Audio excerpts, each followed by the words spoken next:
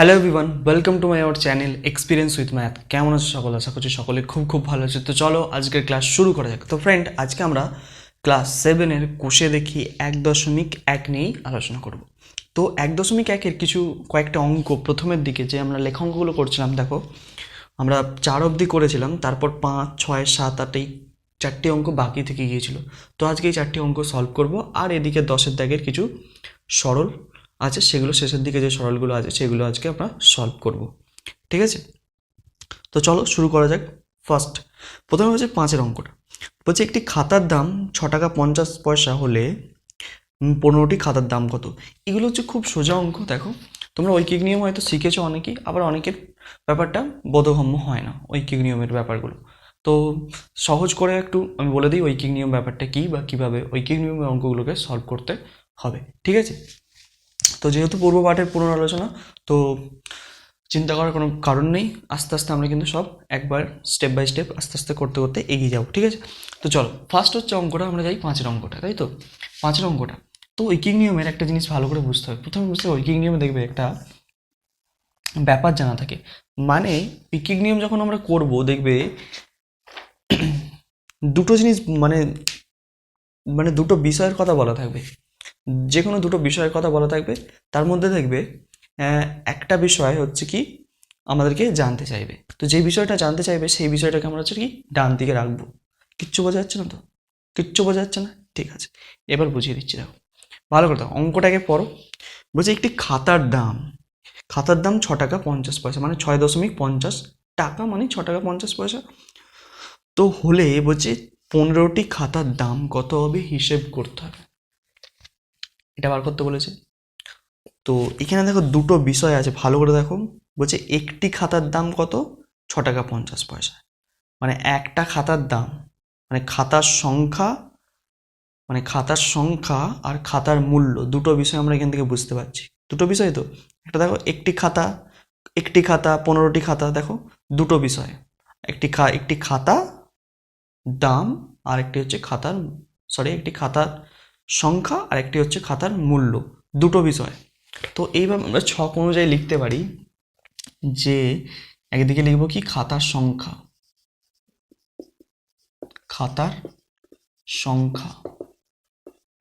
ঠিক আছে, আর একদিকে লিখব খাতার মূল্য। কি লিখব? খাতার মূল্য। ভালো করে বুঝবে। তো কোনটা কোন দিকে অনেকের কনফিউশন হয় যে খাতার সংখ্যাটাকে লিখবো না খাতার মূল্যটাকে লিখবো, মানে এই দুটো কনফিউশন হয় যে কোনটা কখন কোনখানে লিখবো, আগে লিখবো পরে লিখবো। মানে যেটা আমাদেরকে বার করতে দেবে, মানে যেটা আমাদের জানতে দেবে, যেটা প্রশ্নে যেটা আমাদের জিজ্ঞাসা করবে, তো সেটাকে আমরা সবসময় ডান দিকে লিখবো। মানে দেখো আমাকে খাতার মূল্যটা জানতে চেয়েছে, ভালো করে পড়ো বুঝতে পারবে যে 15টি খাতার দাম কত। দাম জিজ্ঞেস করছে মানে খাতার মূল্য জানতে চেয়েছে, তো সেই জন্য এটাকে আমি ডান দিকে রেখেছি। সব সময় যে কোনো ঐকিক নিয়ম করার সময়, যে কোনো ঐকিক নিয়মের অঙ্ক সলভ করার সময় এটা মাথায় রাখবে কি, যখন আমাকে যে বিষয়টা জানতে চাইবে সেই বিষয়টাকে সবসময় ডান দিকে রাখবে, তাহলেই তোমাদের অঙ্ক খুব ইজি হয়ে যাবে। ঠিক আছে, হলো। তো খাতার সংখ্যা কি বলেছে? একটি খাতার মূল্য আমাকে বলে দিয়েছে 6.50। ঠিক আছে, খাতার মূল্য কিসে দেওয়া আছে? টাকাতে দেওয়া আছে। ঠিক আছে, এককগুলো পারলে একটু লিখে দেবে। আর সংখ্যাতে টি, কতগুলি খাতা, মানে একটি দুটি, একটি খাতার মূল্য 6 টাকা 50 পয়সা। ঠিক আছে, তাহলে আমাকে আরেকটা কি জানতে চেয়েছে যে 15টি খাতার দাম কত হবে, এটা জানতে চেয়েছে। তার মানে 15টি খাতার দাম কত হবে এটা আমাকে জানতে চেয়েছে। এই হচ্ছে আমাদের চক। এইটা করা মানে আমাদের অর্ধেক অঙ্ক কিন্তু কমপ্লিট হয়ে গেল। বুঝতে পারছি, অর্ধেক অঙ্ক আমাদের কমপ্লিট হয়ে গেল। তো এবার লেখাটা কিভাবে লিখবে দেখো। তো উপরে একটা লেখা লিখতে হবে যে গণিতের ভাষায় সমস্যাটি হলো, এটা লিখে নেবে তোমরা। ঠিক আছে, ওটা আমি লিখছি না, ওটা লিখে নেবে। তো এবার দেখো এখানটা কি লিখবে যে একটি খাতার মূল্য হচ্ছে কি 6 টাকা 50 পয়সা বা 6.50 টাকা। তাহলে এইভাবে লেখো যে একটি খাতার মূল্য সমান দেবে 6.50 টাকা। হলো একটি খাতার মূল্য। তাহলে 15টি খাতার মূল্য তাহলে কত হবে? 15টি খাতার মূল্য কত হবে? এবার দেখো এইখানে, এবার ব্যাপারটা কি, এখানে আমরা এসে কি করব, গুণ করব না ভাগ করব, এই নিয়ে কনফিউশন তৈরি হয়। তো এই জায়গাটা ভালো করে বুঝে নাও যে কখন গুণ করতে হয় কখন ভাগ করতে হয়, কখন গুণ করতে হয় কখন ভাগ করতে হয়। আবার অনেকে মনে করে যে কাকে বসাবো ভাই, এর সাথে কার গুণ হবে, একটা ঝামেলার বিষয় আছে, ঠিক আছে? তো এটা নিয়ে চিন্তা করার কোনো কারণ নেই। দেখো ভালো করে কি বলছে, একটি খাতার মূল্য 6 টাকা 50 পয়সা। তাহলে আমাকে একটা প্রশ্নের উত্তর দাও, তাহলে 15টা খাতার মূল্য, একটি খাতার মূল্য যদি 6 টাকা 50 পয়সা হয়, তাহলে 15টি খাতার মূল্য সে মতন বেশি হবে না কম হবে? অবশ্যই বেশি হবে। একটি খাতার মূল্য যা, 15টি খাতার মূল্য অবশ্যই বেশি হবে। তো যখন ঐকিক নিয়মের সময় একটা জিনিস মাথায় রাখবে কি, যখন এরকম বেশি আসবে তখন আমাদের কি করতে হবে, গুণ করতে হবে। বেশি এলে গুণ আর কম এলে ভাগ, এটা মাথায় রাখবে। বেশি এলে গুণ, কম এলে ভাগ। হ্যাঁ, এটা ব্যতিক্রম আছে। ব্যতিক্রম মানে কি, নিয়মটা কখন একটু উল্টে যাবে, যখন ভগ্নাংশ থাকবে তখন কিন্তু নিয়মটা উল্টে যাবে। যখন ভগ্নাংশের অঙ্ক আসবো তখন আমরা করব, ঠিক আছে? তো এখন ওই নিয়ে চিন্তা করার কারণ নেই। তো এটুকু মাথায় রাখো, যখন কি বেশি হবে তখন আমাদের গুণ করতে হবে, কম হলে ভাগ করতে হবে। তো হিসাব মতন এটা হচ্ছে কি, বেশি হচ্ছে, তাহলে আমরা কি করব, গুণ করব। তো এখানে 6.50 গুণ কত, 15, এত কি টাকা। চলো গুণ করা যাক, এটাকে ক্যালকুলেশন করা যাক। তো যতটা সহজ করে পারা যাক করা যাচ্ছে। 6.50 গুণ 15 লিখলাম আমরা এখানে। দেখো এই দশমিকটা তুলছি, একের পিছনে দুটো শূন্য লাগাচ্ছি, মানে কি দুটোর পর দশমিক আছে, সেই জন্য কি আমি নিচে একের পিছনে দুটো শূন্য লাগালাম। তো এই শূন্য কেটে গেল। এই 10টাকে ফট করে কাটতে যাবে না, এই 10টাকে ফট করে কাটার কোনো দরকার নেই, ঠিক আছে? তোমরা কি করবে, এই উপরের দুটোকে গুণ করে দাও, 65 আর 15 গুণ করে দাও, 65 আর 15 এখানে গুণ করে দাও। 5 5 25, হাতে থাকে 2, 5 6 30 আর 2 32, 5 6 5, 5 আর 2 7, 6 আর 3 9, 975। তাহলে কত হয়ে গেল, উপরে 975 আর নিচে হচ্ছে 10। যেহেতু 10 মানে একটা একের পিছনে একটা শূন্য, সেই জন্য কি দশমিকটা এক ঘর এগিয়ে দেবে বাঁ সাইডে, মানে এদিকে এগিয়ে যাবে, তার মানে একটার পর দশমিক বসবে, তাহলে হচ্ছে 97.5। তোমরা দশমিকের অঙ্ক নিশ্চয়ই শিখেছো, এত টাকা, তাহলে 97 টাকা উত্তর বেরিয়ে গেল। তো এইভাবে কিন্তু আমাদের আনসারটা বার করতে হবে। তাহলে কি আমাদের 15টি খাতার দাম তাহলে কত বেরোলো আমার, 97.5 টাকা। ক্লিয়ার, সোজা, আশা করছি বোঝা গেছে। গুণফুন ঠিকঠাক আছে, দেখে নাও একটু। 5 5 25, 5 দিকে 2, 5 6 30 আর 2 32, একদম ঠিক আছে। তো এটাকে মাথায় রাখবে যে কি ঐকিক নিয়মের সময় কি বাড়লে গুণ হয়, কমলে ভাগ হয়। ক্লিয়ার, দেখে নাও। চলো এবার হচ্ছে আমরা কি নেক্সট অঙ্কে যাই, মানে 6-এর অঙ্ক, তাই তো? এটা 5-এর অঙ্ক হলে এরপর 6-এর অঙ্কটা আসবো।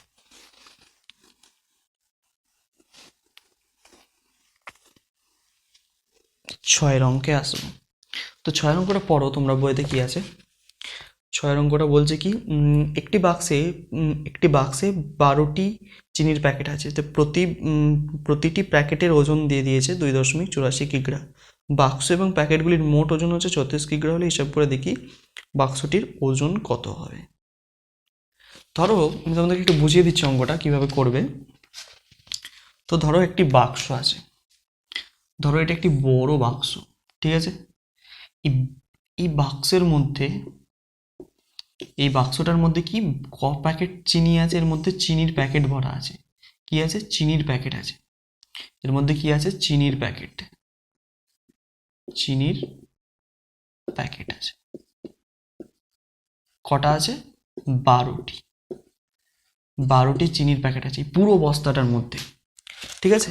তো পুরো বস্তাটার মধ্যে 12টি চিনির প্যাকেট আছে। তো প্রতিটি চিনির প্যাকেটের ওজন হচ্ছে 2.84 কিগ্রা। মানে একটি চিনির প্যাকেটের দাম, একটি প্যাকেটের দাম, এই একটি প্যাকেটের ওজন দেয়া আছে কত, 2.84 কিগ্রা, 2.84 কিগ্রা। মানে এক প্যাকেট চিনির ওজন, ওয়েট কতটা দেওয়া আছে, 2.84 কিগ্রা। ভালো কথা। আরেকটা জিনিস তথ্য তোমাদের এখানে দেওয়া আছে যে প্যাকেটগুলির মোট ওজন, মানে বাক্স এবং প্যাকেটগুলির মোট ওজন হচ্ছে 36 কিগ্রা। এই বাক্স সমেত, এই মানে টোটাল পুরোটা বাক্স এবং চিনির 12 প্যাকেট চিনির একসঙ্গে মূল্য দেওয়া আছে কত, এই মূল্য বলছি সরি, ওজন কত দেওয়া আছে, 36 কিগ্রা। বুঝতে পারলাম কি বলছে, যে এই বাক্স সমেত এই 12 প্যাকেট যে চিনি আছে, মানে পুরোটার ওজন হচ্ছে কি 34 কিগ্রা, মানে বাক্স প্লাস চিনির প্যাকেট। মানে এরকম যে কি বাক্সটার ওজন আছে নিশ্চয়ই, বাক্সটার কিছু না কিছু একটা ওজন আছে, তো বাক্স প্লাস 12 প্যাকেট চিনি, 12 প্যাকেট চিনি ওজন সমান হচ্ছে কত, 36 কিগ্রা। এই হচ্ছে হিসেবে আমার। তো এই হচ্ছে হিসেব আমার। তো এবার হচ্ছে আমাকে জিজ্ঞেস করছে যে কি শুধু বাক্সটার ওজন তাহলে কত, মানে শুধু বাক্সটার ওজন আমাকে জানতে চাইছে। শুধু বাক্সটার ওজন আমাকে বার করতে গেলে কি করতে হবে বলতো ভালো করে। আমি যদি শুধু বাক্সটার ওজন দেয়, মানে চিনি বাদ দিয়ে শুধু বাক্সটার ওজন আমাকে বার করতে হয়, তাহলে কি করতে হবে, তো প্রথম কথা হচ্ছে কি, আমাকে কি বলছে 1 প্যাকেট চিনির ওজন দিয়ে আছে এত, তাহলে 12 প্যাকেট চিনির ওজন আমাকে বার করে ফেলতে হবে, ঐকিক নিয়ম। তো এটা লিখে ফেলো, কিভাবে লিখবে দেখো, যে কি 1 প্যাকেট চিনির ওজন কত, 2.84 কিগ্রা। 1 প্যাকেট চিনির ওজন যদি 2.84 কিগ্রা হয়, তাহলে 12 প্যাকেট চিনির ওজন কত হবে, বেশি হবে। বেশি হলে এই মাত্র বললাম কি হয়, গুণ হবে। তাহলে 2.84 সঙ্গে 12 গুণ করে দেবো, ঠিক আছে। তো একটা কাজ করো, দশমিক তুলবো, দশমিক তুলে নিচে একের গায়ে দুটো শূন্য বসবে, কারণ কি দুটোর পর দশমিক আছে। তো 284 সঙ্গে এবার 12 গুণ করো। এইখানে দেখো 100 কাটাকুটি করা যায়, কিন্তু কাটাকুটি করতে যাবে না। যখন নিচে এরকম 100 চলে আসবে, 110 এরকম কিছু থাকবে, শূন্য থাকবে, পট করে কাটাকুটি করতে যাবে না, জটিলতা বাড়বে। উপরের দুটোকে গুণ করে দেওয়া প্রথমে। 2 8 4কে কত দিয়ে, 12 দিয়ে গুণ করবো। আচ্ছা 4 2 8, 8 2 16 6, হাতে থাকে 1, 2 2 4, আর 5। তাহলে এবার 1 দিয়ে যদি গুণ করি, 4 8 2 হলো, 8 6 4 10 0, হাতে থাকে 1, 8 রেখে 9, 9 5 14 4, হাতে থাকে 1, 2 রেখে 3। তাহলে এটা হয়ে গেল আমার গুণ, মানে 3 4 0 8/100। তো যেহেতু কটার পর দশমিক বসবে বলো তো, দুটো শূন্য আছে, তার মানে দুটোর পর দশমিক বসবে, তাহলে 34.08 কিগ্রা। তাহলে আমার 12 প্যাকেট চিনির ওজন আমি কত পেয়ে গেলাম, 34.08 কিগ্রা। তো তাহলে আমি এটা বার করে ফেললাম, মানে শুধু 12 প্যাকেট চিনির ওজন। তাহলে টোটালটার ওজন কত ছিল বলো তো, মানে চিনির বস্তা, এই যে পুরো পুরো যে বাক্সটা আছে এবং 12 বস্তা চিনি নিয়ে সমস্ত মিলিয়ে ওজন ছিল হচ্ছে 36 কিগ্রা। তার এই 36 কিগ্রা থেকে যদি আমি 12 প্যাকেট চিনিকে বাদ দিয়ে দিই, কোন ওজনটা পড়ে থাকবে, এইখানে দেখো ভালো করে। আমি যদি বাক্সর ওজন প্লাস 12 প্যাকেট চিনির ওজন সমান কত, 36 কিগ্রা, তার মধ্যে থেকে আমি এইটা যদি বাদ দিয়ে দিই 12 প্যাকেট চিনির ওজনটা, ধরো এরকম নেই, তাহলে কি পড়ে থাকছে, শুধু কার ওজন থাকবে, বাক্সের ওজন। এটাই তো আমার জানতে চাইছে, তো সেটাই করব। তাহলে কি করব, এর এই যে এইটাকে বাদ দিয়ে দেবো, কার থেকে, এই 36 কিগ্রা থেকে। তাহলে শুধু বাক্সটির ওজন আমরা বার করে ফেলতে পারবো ইজিলি। ওকে, চলো বার করে ফেলি। তো বাক্সটির ওজন সমান তাহলে কত, 36-34.08 কিগ্রা। তো চলো বিয়োগটা করে নাও পট করে। তাহলে 36.00, নিচে 34.08। তাহলে 8 কত 10, 2 10, হাতে থাকে 1, 1 কত 10, 9 10, হাতে থাকে 1, 4 থেকে 5, 5 কত 6, 1 6। তাহলে কত হচ্ছে, 1.92 কিগ্রা। তাহলে শুধুমাত্র বাক্সটির ওজন আমার কত, 1.92 কিগ্রা। আশা করছি বোঝা গেছে। দেখে নাও ভালো করে, মন দিয়ে দেখবে, বুঝবে এবং নোট করবে তোমরা খাতায়, ঠিক আছে। আর যেখানটা অসুবিধা হবে কমেন্ট বক্সে জানাতে ভুলো না। ওকে, দেখে নাও ভালো করে।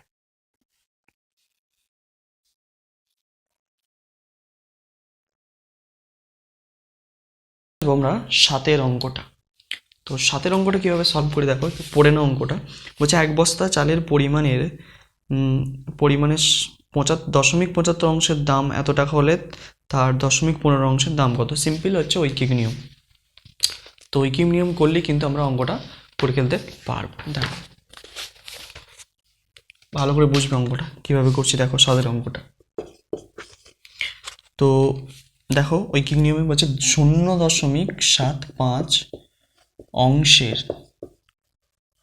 অংশের দাম কত টাকা, এত অংশের দাম হচ্ছে আমার বলে দিয়েছে 1800 টাকা। তো সবসময় আমাদেরকে একে বার করতে হবে, ঐকিক নিয়মের ক্ষেত্রে কিন্তু আমাকে এককেই বার করতে হবে। তাহলে 0.75 অংশের দাম হচ্ছে কত? 1800 টাকা। ভালো করে বুঝলে? তাহলে এক অংশের দাম কত হবে? এক অংশের দাম কত হবে? ভালো করে এটা ভেবে বলো তো, এক অংশের দাম কত হবে? 0.75 অংশের দাম যদি 0.75 অংশের দাম যদি 1800 টাকা হয়, তাহলে এক অংশ চালের দাম কত হবে? এটা আমাকে ভেবে বলো। তো 0.75 তো একের থেকে ছোট, তাহলে কম পরিমাণ চালের দাম যদি 1800 টাকা হয়, তাহলে এক তো ওর থেকে বেশি, তাহলে বেশি পরিমাণ চালের দাম কি হিসেবে মতন কি হবে? বেশি হবে। তো বেশি হলে আমাদের তো হিসেবে মতন গুণ করতে হয়, কিন্তু এখানে আমরা গুণ করব না, কি করব?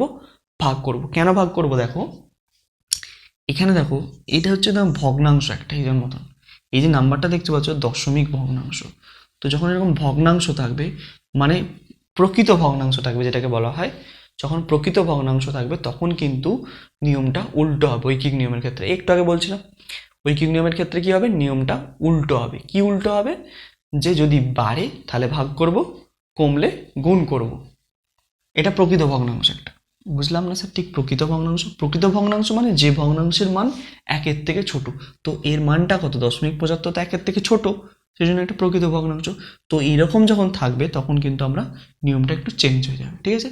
তাহলে এটা হিসেবে মতন তাহলে আবার ভাগ হয়ে যাবে। তাহলে 1800 ভাগ 0.75 টাকা, ঠিক আছে? তাহলে এক অংশের চালের দাম কত? আমি এক অংশ চালের দাম আমি কত পেলাম? এত বাই এত টাকা, ঠিক আছে? তাহলে এবার আমাকে কত বইয়ে বার করতে বলে দিয়েছে? 0.15 অংশের দাম কত? তো এখানে দেখো এইটা হচ্ছে আবার একের থেকে কি হয়ে গেল? ছোট হয়ে গেল, মানে কম অংশের দাম তাহলে কি হবে? হিসাব মতন কম হবে, কিন্তু কম হলে এখানে কিন্তু কি করতে হবে? আমাকে ভাগ করলে চলবে না, এখানে কি করবো? আমি গুণ করে দেবো, ঠিক আছে? চলো গুণ করে দিই। তাহলে 1800 গুণ 0.15, নিচে 0.75। এবার কাটাকুটি করো, দশমিক দশমিক উঠে গেল, দুটোর পর দুজনেই দশমিক আছে। এর 15 দিয়ে যদি কাটি 5 15 75, এর 5 দিয়ে যদি এটা কাটি 5 3 15, 16 17 18 30, 5 6 30 আর একটা শূন্য, মানে 360 টাকা হচ্ছে। তাহলে 0.15 অংশে চালের দাম কত হয়ে গেল আমাদের? 360 টাকা। এইখানটা গোলালে চলবে না, এই নিয়মটা একটু মাথায় রাখবে। অনেকে কিন্তু গুলিয়ে ফেলে যে এখানে বেড়ে যাচ্ছে মানে কি, এখানে গুণ করে দেয়, উত্তর কিন্তু ভুলভাল চলে আসবে। কিন্তু বলে দিচ্ছি, এটা একদম খুব ইম্পর্টেন্ট জায়গা, একটু স্টার দিয়ে রাখবে। ওকে, দেখে নাও। এবার আসবো কি নেক্সট অঙ্ক, 8-এর অঙ্কটা। তো 8-এর অঙ্কটা আজকে করব। 8-এর অঙ্কটা করি। তো 8-এর অঙ্কটা কি বলছে দেখো ভালো করে। বলছে অনিতাদি তার জমির পরিমাণের অর্ধেকের 7/8 অংশ নিজের ভাইকে দিয়েছেন, বাকি জমি তিনি 3 ছেলেকে সমান ভাগে ভাগ করে দিলেন। তো প্রত্যেক ছেলে কত অংশ জমি পেল তা একটি চিত্রের সাহায্যে দেখায়। তো আমাকে প্রত্যেক ছেলে কত করে জমি পেয়েছে সেটা আমাকে বার করতে হবে। তো এটা এক ধরে করব অঙ্কটা, মানে সমগ্র অনিতাদির জমির পরিমাণটা আমি তো জানি না, তো সেই জন্য কি করব, যে অনিতাদি তার সমগ্র জমি হচ্ছে কি 1 অংশ আমি ধরে নেব, বা তার জমির পরিমাণ সমান 1 অংশ, ঠিক আছে? এভাবে লিখছি, অনিতাদির জমির পরিমাণ সমান হচ্ছে কি 1 অংশ।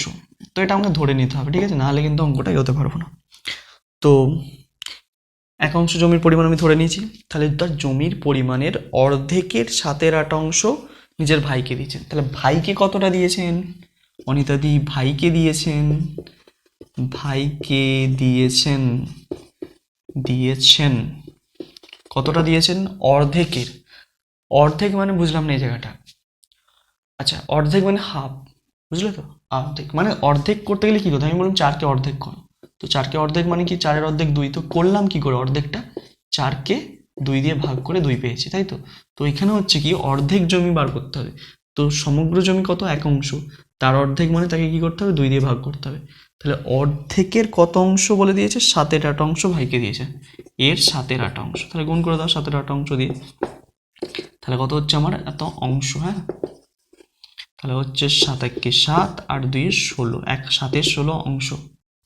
তাহলে 7/16 অংশ তিনি তার ভাইকে দিয়েছেন, ভালো করে বুঝবেন।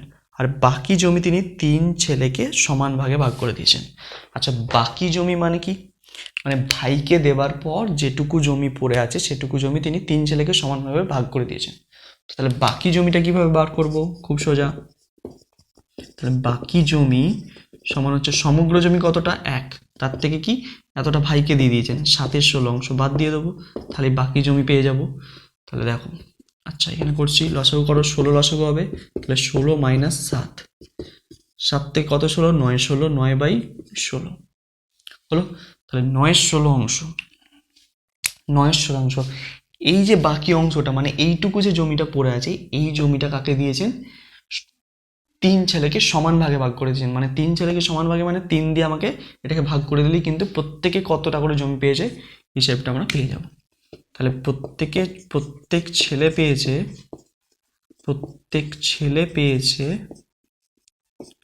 পেয়েছে সমান কতটা করে পেয়েছে? 9/16 ভাগ 3। চলো 9/16 গুণ দিচ্ছি 3, তাহলে কিছু মানে 1, তাহলে 1/3, তাহলে 3 3 9, তাহলে কত হয়ে গেল? 3/16 অংশ। ঠিক আছে, তাহলে 3/16 অংশ তিনি প্রত্যেক ছেলেকে দিয়েছেন। 3 ভাগে ভাগ করেছি, 3 জনকে সমান ভাগে পেয়েছে মানে 3 দিয়ে ভাগ করে দিয়েছি। এই হচ্ছে, এবার হচ্ছে একটা চিত্রের সাহায্যে দেখা দেবে, কিচ্ছু নয়, চিত্র দেখো, এইভাবে চিত্র এঁকে দেবে একটা। এটা ধরো একটা জমি করে দিলাম, এই যে 1 2 3 4 5 6 7 8, দেখো 8টা আমি ভাগ করেছি, দেখো 1 2 3 4 5 6 7 8 9 10 11 12 13 14 15 16, সমগ্র জমি কতটা? দেখো এই ছবিটা থেকে ভাগ করতে হবে, 3/16, 3/16কে ছকের মাধ্যমে আমি ছবির মাধ্যমে কিভাবে লিখছি দেখো, টোটাল সমগ্র কত? 16, ঠিক আছে, 16-র মধ্যে কত ভাগ? 3 ভাগ, 3টে ঘর কেটে দাও, 1 2 3, 3টে ঘর কেটে দিলাম। এইভাবে কিন্তু ছবির মাধ্যমে প্রকাশ করবে। ঠিক আছে, বোঝা যাচ্ছে নিশ্চয়ই অঙ্কগুলো, আশা করছি বোঝা যাচ্ছে, দেখে নাও একবার ভালো করে মন দিয়ে। ওকে, তো চলো আজকে এই পর্যন্তই থাক, নেক্সট যে অঙ্কগুলো আছে সেগুলো নিয়ে আলোচনা করব। তো তত অবধি মন দিয়ে পড়তে থাকো। All the very best.